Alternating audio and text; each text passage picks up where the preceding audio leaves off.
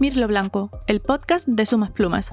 La expresión ser un mirlo blanco se usa para hablar de algo extraordinariamente fuera de lo común o difícil de encontrar, en tono positivo. Un mirlo blanco es algo de una rareza extraordinaria, ya que, en realidad, los mirlos son negros. Soy Clara Mendoza. Si quieres descubrir un montón de datos curiosos, historias fascinantes y temáticas que increíblemente se entremezclan con el hilo conductor de un ser emplumado, sigue escuchándome. ¿Crees que la magia y la guerra tienen algo en común? ¿Sabes a qué le tiene miedo una persona que sufre peristerofobia? ¿Para qué querría una hacienda de Barbate en el siglo XVIII producir 15 toneladas de guano al año? Hay plumas grises entremezcladas con todas estas historias. ¿Quieres saber de qué se trata? ¿Alguna vez te has parado a pensar qué es lo que nos hace humanos? Es una pregunta que probablemente, y valga la redundancia, la humanidad lleve siglos o milenios haciéndose.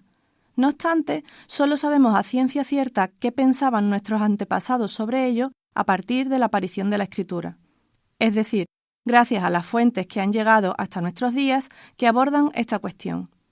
Para hacer un rapidísimo repaso, en orden cronológico, te diré que Aristóteles, en la Grecia clásica, afirmaba que lo que nos diferencia es la capacidad de pensar y razonar. La tradición judeocristiana rezaba que el ser humano se diferencia de los animales en que está creado a imagen y semejanza de Dios, con alma inmortal y vocación moral. Descartes, en el siglo XVII, decía que los seres humanos tenemos mente y pensamiento consciente, mientras los animales serían autómatas sin alma. ¡Ay, Descartes! En el siglo XX predominaba la idea de que lo que nos hace humanos es la cultura, la conciencia de la propia finitud, la libertad o el lenguaje estructurado. A día de hoy, la idea más aceptada es que no hay un solo rasgo que nos defina como humanos, sino un conjunto de capacidades. 1. Un lenguaje completo. 2. La cultura y la tecnología. 3. La autoconciencia, la empatía y la colaboración. 4. La moralidad y las normas. Y la quinta, un rasgo que por desgracia solo nos pertenece, la capacidad de alterar radicalmente el entorno, y que hoy más que nunca es una realidad que nos debería abofetear la cara cada día para hacernos conscientes de ello.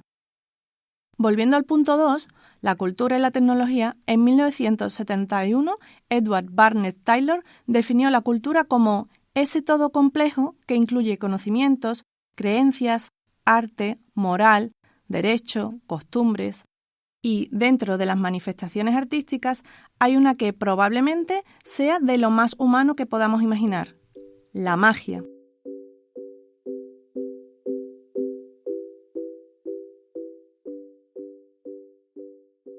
Cuando hoy pensamos en la magia, probablemente nos venga a la mente el espectáculo y el ilusionismo, pero en sentido antropológico e histórico, la magia es mucho más amplia. Nos ha acompañado desde los albores de la humanidad, con prácticas de muy distintos tipos.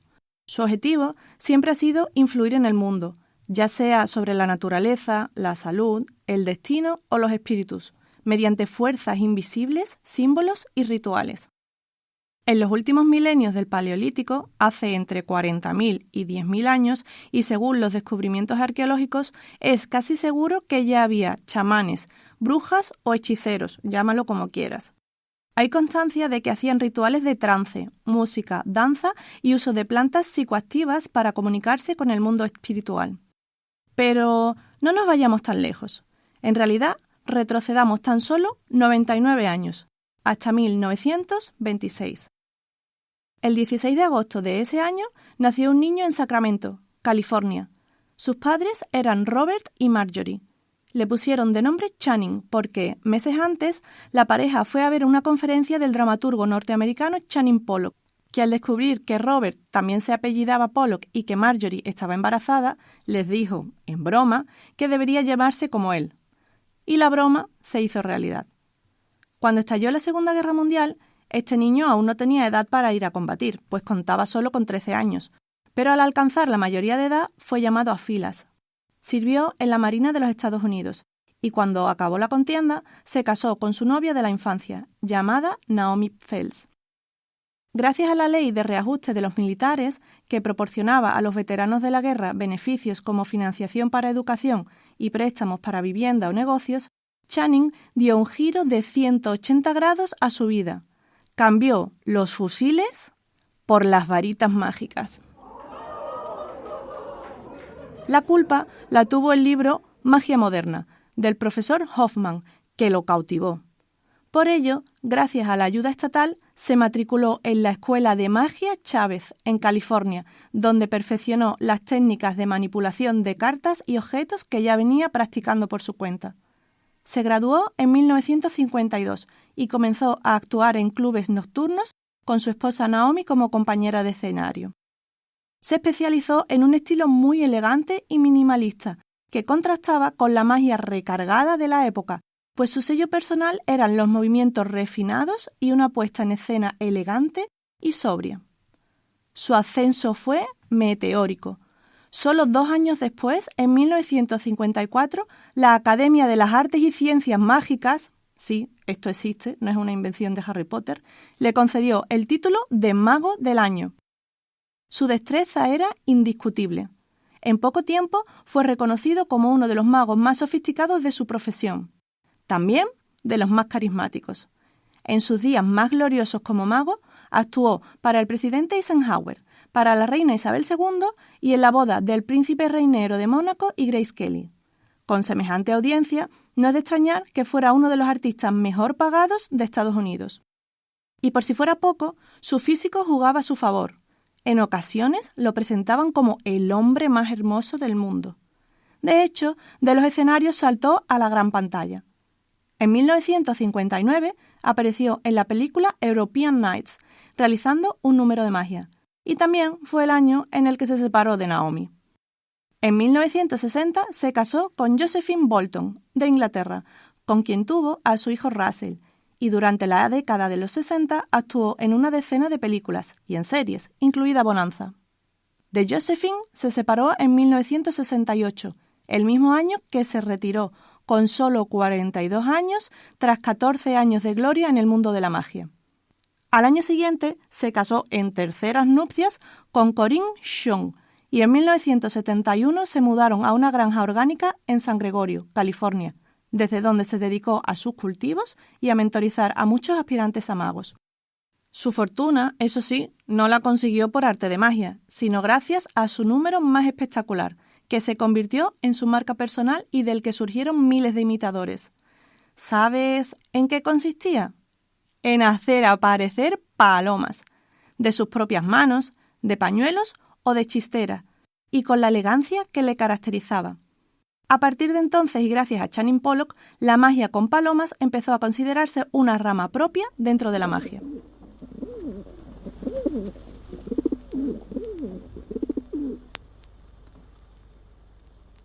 Algunas personas tienen fobia a las palomas. El miedo a estas aves se llama peristerofobia, y quien la sufre puede sentir ansiedad intensa al ver palomas de cerca, o malestar en lugares donde hay muchas palomas, plazas, estaciones, parques, lo que les hace evitar pasar por estas zonas donde abundan las palomas. Otras directamente odian a las palomas, en concreto a las palomas urbanas. Dicen que son sucias, porque dejan excrementos en fachadas y en mobiliario urbano y que además el excremento es corrosivo. Dicen que son ruidosas y molestan. Dicen que hay demasiadas, que son una plaga y que transmiten enfermedades. Las llaman las ratas del aire. Este término se empezó a usar a principios del siglo XX, con el auge de la bacteriología.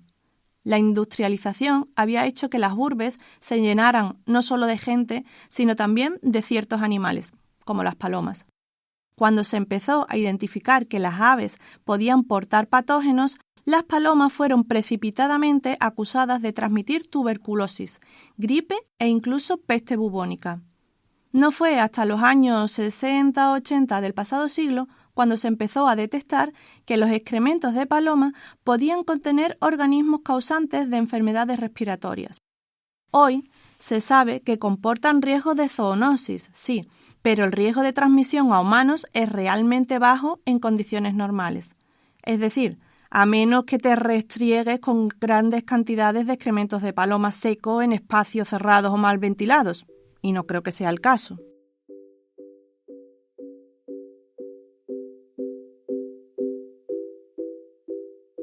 Los que probablemente sí estaban en contacto directo con heces de paloma eran los 10 trabajadores del Palomar de la Breña, un enorme palomar situado en el Parque Natural de la Breña y Marismas de Barbate, en Cádiz. En el siglo XVIII, numerosos barcos partían desde tierras gaditanas hacia América. La travesía era larga y llena de calamidades. La hacienda en la que se encuentra este palomar fue construida para servir como centro de aprovisionamiento. Tenía colmenas que proveían miel, unas porquerizas para realizar productos derivados del cerdo y el palomar. Además, su ubicación era privilegiada. Aunque estaba cerca de la costa, no era visible desde el mar, lo que le evitaba asaltos de piratas. Un palomar es, en esencia, un criadero de palomas. A lo largo de los siglos, distintos pueblos han construido palomares de diferentes características, formas y tamaños. En Europa y Medio Oriente ha habido una gran tradición de palomares. En España, Francia, Alemania, Grecia, Egipto, Irán, Afganistán. El Palomar de la Breña es, sin duda, espectacular. Imagina una construcción de 40 metros cuadrados, con 7.770 nidos de paloma construidos en terracota. Sus muros tienen 11 metros de altura y hay un canal con agua que atraviesa la construcción, donde las palomas podían beber y bañarse. Había lonas en la parte superior y muros de gran grosor para asegurar resguardo y una temperatura óptima para las palomas. Por todo ello, la arquitectura de este palomar, con sus calles paralelas, sus nidos de terracota y sus grandes dimensiones, hacen que sea un lugar único. En Internet puede leerse que está en el libro Guinness de los récords por ser el más grande del mundo, pero probablemente, a pesar de ser enorme, no sea cierto. Por si no conoces este dato, te diré que las palomas suelen utilizar los mismos nidos, sin confundirse ni intercambiarlos. Curiosamente, por algún motivo, cuando el palomar estaba en uso, ocupaban aproximadamente solo 2/3 de su capacidad, es decir, que se estima que albergaba a unas 5.000 parejas. A estos 10.000 adultos había que sumarles las crías. Las palomas son muy prolijas en cuanto a la reproducción.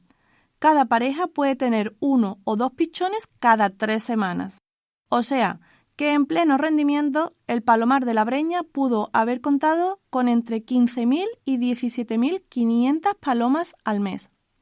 ¿Y qué hacían con tantas palomas? Por un lado, muchas de ellas eran embarcadas vivas, en jaulas, dentro de los barcos con destino a América, para proporcionar carne fresca en una época en la que no existían las neveras, a diferencia de los productos porcinos que viajaban en los barcos ya elaborados. Por otro lado, las palomas también producían algo muy valioso, el guano. Sí, la caca de paloma, también llamada palomina. Este desecho contiene grandes cantidades de los 3 componentes principales para el crecimiento de las plantas: nitrógeno, fósforo y potasio. Por ello, es un fertilizante altamente efectivo debido a su composición. Se calcula que el Palomar de la Breña podría haber producido entre 10 y 15 toneladas al año de guano, con un gran valor en el Nuevo Mundo para el cultivo de tabaco y cáñamo. Desconozco si las personas encargadas de manipular toda esta palomina contrajeron enfermedades respiratorias. En cualquier caso, no creo que ninguno de nosotros, a día de hoy, esté en contacto directo con las heces de paloma, por lo que no hay de qué preocuparse. Actualmente, el palomar está en desuso. Ya no crían palomas allí. Sin embargo, sigue teniendo múltiples usos. Ahora, los habitantes de este palomar son, curiosamente, mochuelos, lechuzas, cernícalos primilla y vulgares y algún que otro cárabo. También ha servido como localización para rodar películas, como On the Go, estrenada en 2018, y como escenario para vídeos musicales de Rosario Flores, Chambao, Alba Molina. Esto me lo ha contado Eric, uno de los 4 socios propietarios del palomar. Eric tiene 65 años y es originario de Francia, pero llegó a La Breña hace 38 años. En los años 80, Eric viajaba mucho. tenía una vida ajetreada. Una noche, en un hotel de Estambul, tuvo una revelación. Quería abrir un hotel en Venecia. Sin embargo, tras visitar la ciudad y hacer cuentas, aquella idea no se materializó. Pero el rum rum seguía en la cabeza. Un amigo suyo fue a parar a un camping en los Caños de Meca, donde alguien le habló de un cortijo en ruinas. Esto sí se lo podía permitir. Y así es como acabó en 1987 en la hacienda de la que te hablaba, que estaba en muy mal estado, sin agua y sin luz, y que tenía un enorme palomar. Tras años de trabajos, rehabilitación y muchos esfuerzos, en 2022, Eric y 3 socios más pudieron inaugurar un hotel con 8 habitaciones.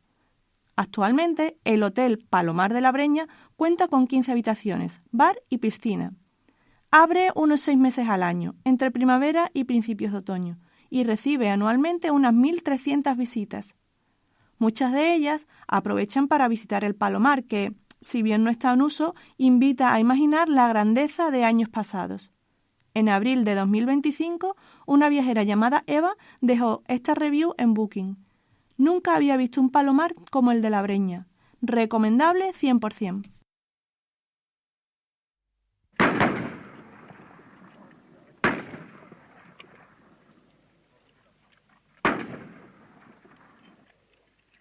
No solo Channing Pollock fue a la Segunda Guerra Mundial, también alguien llamado G.I.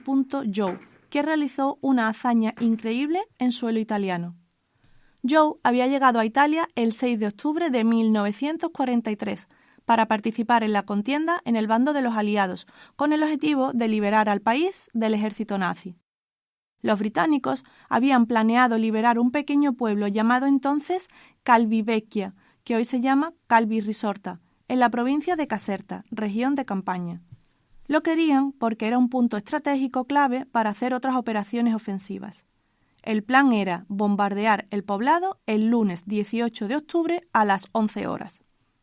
Lo que no sabían los encargados de realizar el bombardeo es que la Brigada 169 de Infantería de la División Británica 56 había conseguido ocupar la localidad antes de lo previsto. Y es que los alemanes se habían retirado dejando tan solo una pequeña retaguardia que pudieron derrotar fácilmente. Todo ello ocurrió antes de las 11 de la mañana, hora a la que estaba previsto el bombardeo. ¡Qué paradoja! Ganaron demasiado rápido. Siendo así, la victoria iba a convertirse en una surrealista derrota. La radio no funcionaba y las líneas telefónicas estaban cortadas, así que no podían avisar para cancelar el bombardeo. Si nada lo remediaba, iban a ser aniquilados por fuego amigo. Por suerte, G. Joe evitó la tragedia. Recorrió 32 kilómetros en solo 20 minutos sin usar ningún medio de transporte. Sí, lo estás oyendo bien, 32 kilómetros en 20 minutos, es decir, a una velocidad de 96 kilómetros por hora, con el riesgo añadido de atravesar territorio bélico. El verdadero nombre de este ser era Pigeon USA 43SC 6390 y era una paloma perteneciente a la US Army Pigeon Service, es decir, el servicio de palomas del ejército de los Estados Unidos.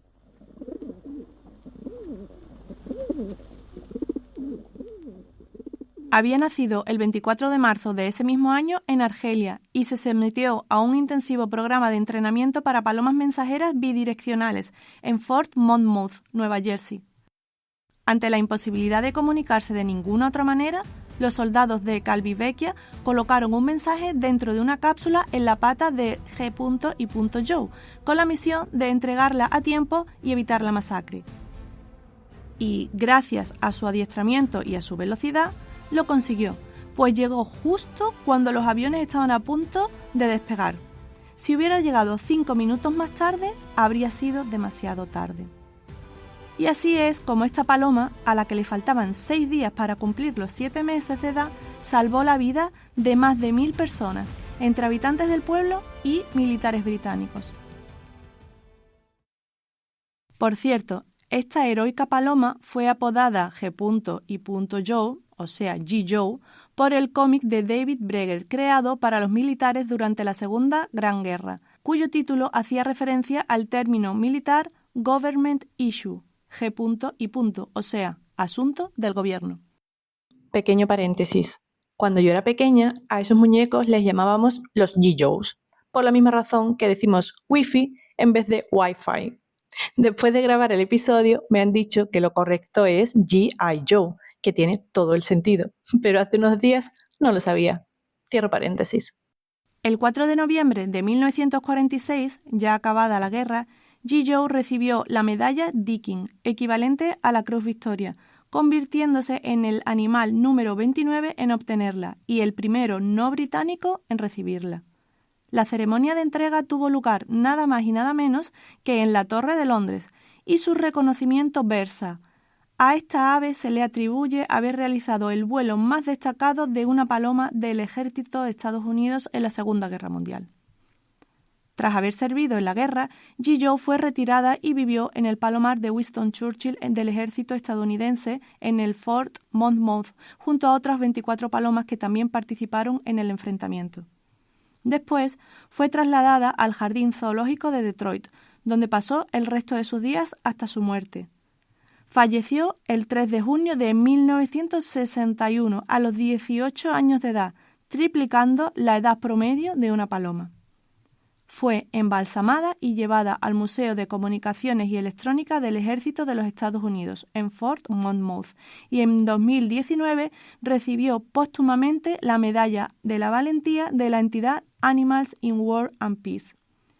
¿Quién podría sentir fobia u odio hacia semejante heroína? ¿Quién osaría llamarla rata del aire? En todo caso, guepardo del aire, por su velocidad y valentía.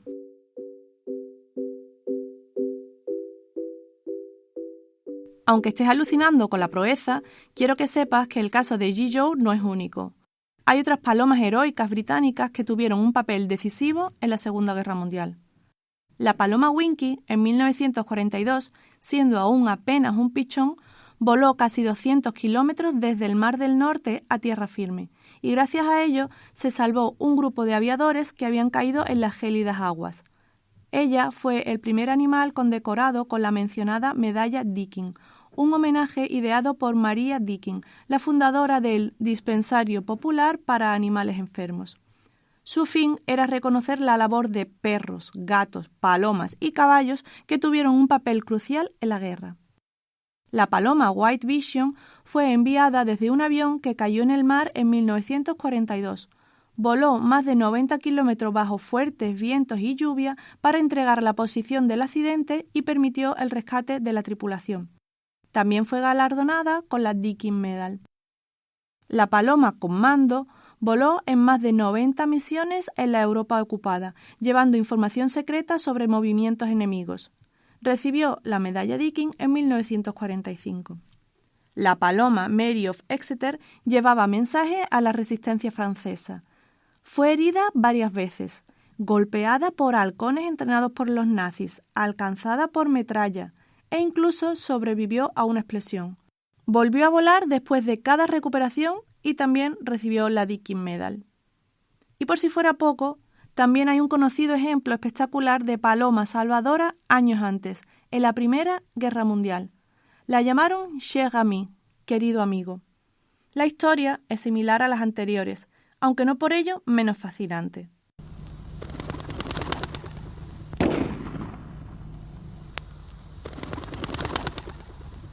En octubre de 1918, durante la ofensiva de Argonne, Francia, cerca de 500 hombres del ejército estadounidense quedaron atrapados en una pequeña depresión al lado de una colina. Se encontraban detrás de las líneas alemanas, sin comida ni municiones. Les dieron el nombre de el Batallón Perdido. Además, empezaron a sufrir fuego amigo de las tropas aliadas, ya que no sabían su posición exacta y los confundieron con enemigos. Tras los ataques de los alemanes y los aliados, muchos soldados resultaron muertos, y al segundo día solo quedaban con vida unos 190 hombres. La única opción que tenían era enviar un mensaje mediante una paloma mensajera. El mayor Charles Whittlesey envió una paloma con este mensaje: «Muchos heridos, no podemos evacuar». pero fue abatida. El mensaje de la segunda paloma fue: los hombres están sufriendo, ¿pueden enviar apoyo? Pero sufrió la misma suerte que la primera. Ya solo quedaba una paloma, Llega-mi. El tercer mensaje, que iba en un pequeño recipiente atado a la pata de la mensajera, daba fe de una situación límite. Estamos junto a la carretera paralelo 276. Nuestra propia artillería está lanzando un bombardeo directamente sobre nosotros. Por el amor de Dios, deténganlo. Los alemanes volvieron a disparar. Llega-mi voló entre numerosas balas hostiles. Varias la alcanzaron. Recibió un disparo en el pecho, perdió un ojo y llegó con una pata colgando solo por un tendón. Pero llegó. Entregó el mensaje y salvó la vida a los casi 200 supervivientes de la División 77 de Infantería. Como no podía ser de otra forma, los médicos militares la atendieron y trabajaron arduamente para salvar su vida. No pudieron salvar su pata, pero le tallaron una pequeñita de madera. Cuando le dieron el alta y pudo viajar, la enviaron a Estados Unidos y se convirtió en la mascota del Cuerpo de Comunicaciones del Ejército de Estados Unidos. Recibió varios reconocimientos y falleció al año siguiente, en 1919. Para los escolares estadounidenses de entre los años 1920 y 1930, Llega-mi fue tan conocida como los héroes humanos de la Primera Guerra Mundial.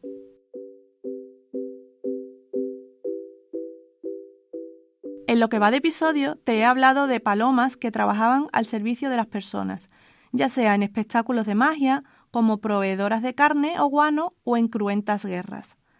Todas ellas eran palomas domésticas.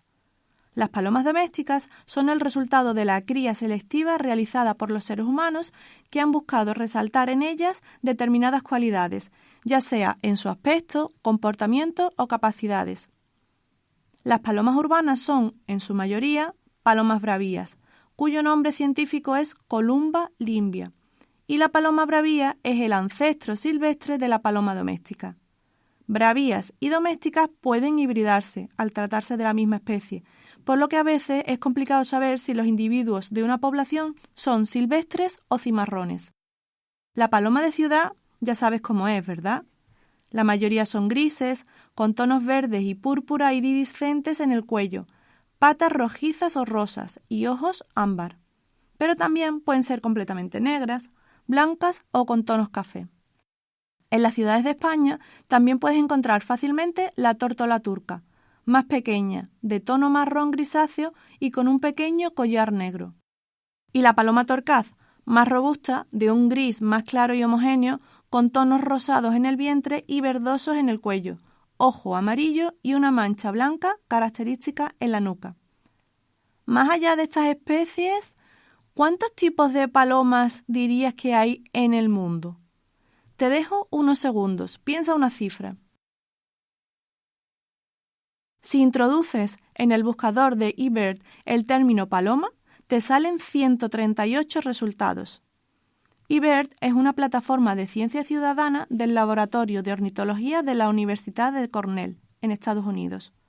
En ella, los ciudadanos podemos registrar avistamientos de aves, subir fotos, vídeos y audios y consultar los datos que cientos de miles de observadores de aves registran en todas las partes del mundo.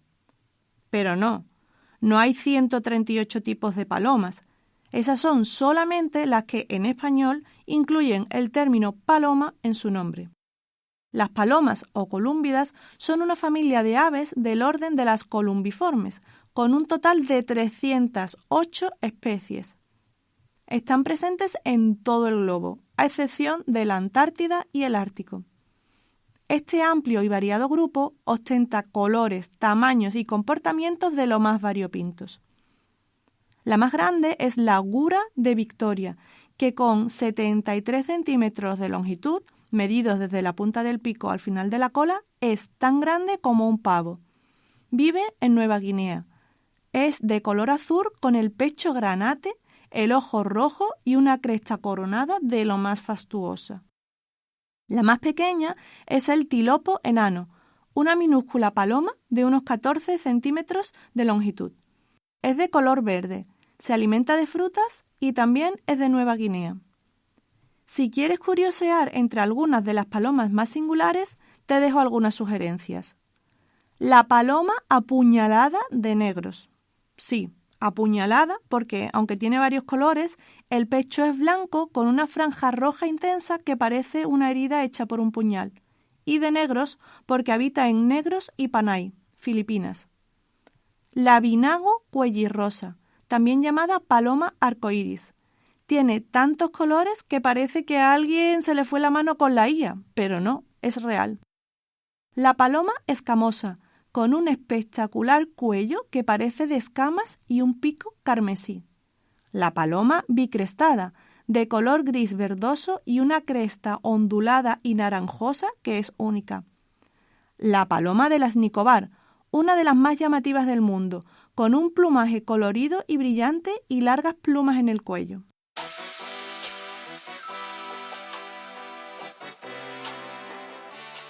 Hoy, en Mirlo Blanco, el podcast de Sumas Plumas, hemos reflexionado sobre qué es lo que nos hace humanos. Hemos conocido a Channing Pollock, el guapo ex-marine que se recicló en mago y actor y creó las bases de la magia con palomas.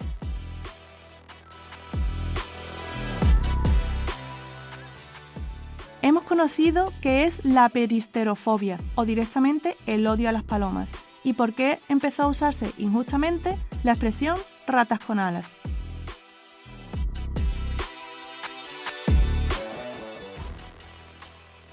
Hemos viajado al siglo XVIII a través de las historias de Eric y el palomar de la Breña, uno de los más grandes del mundo, que tenía capacidad para 7.770 palomas y se estima que producía más de 10 toneladas de guano al año.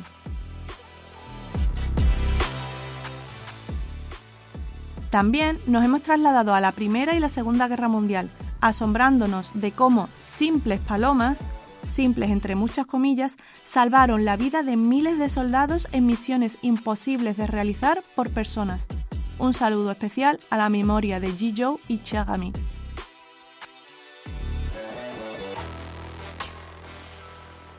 Y por último, hemos descubierto que hay más de 300 tipos de palomas en todo el mundo, con tamaños y colores que son pura fantasía.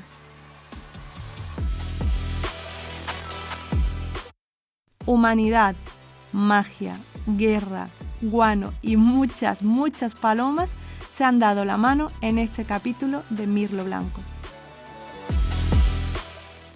¿Qué especies y qué historias encontrarás en el siguiente? No te lo pierdas para saber la respuesta y para seguir descubriendo curiosidades, con y sin plumas. Soy Clara Mendoza y esto ha sido un nuevo episodio de Mirlo Blanco, un podcast de Sumas Plumas. Hasta el próximo día 1 del mes que viene, sed perdices como felices.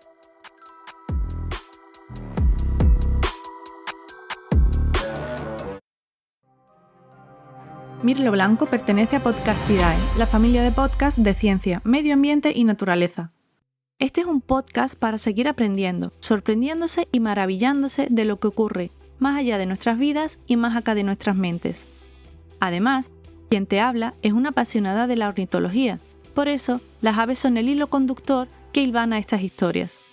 Aunque no seas un pajarero o pajarera empedernida, seguro que sabrás apreciar la excepcionalidad de estos seres y ojalá te pique la curiosidad para seguir conociendo más sobre ellos.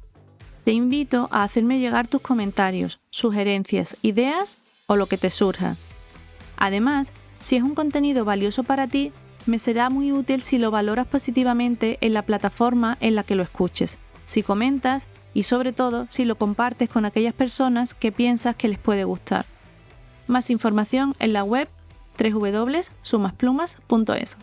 Te animo a que nos busques en Instagram, TikTok y YouTube con el mismo nombre, Sumas Plumas.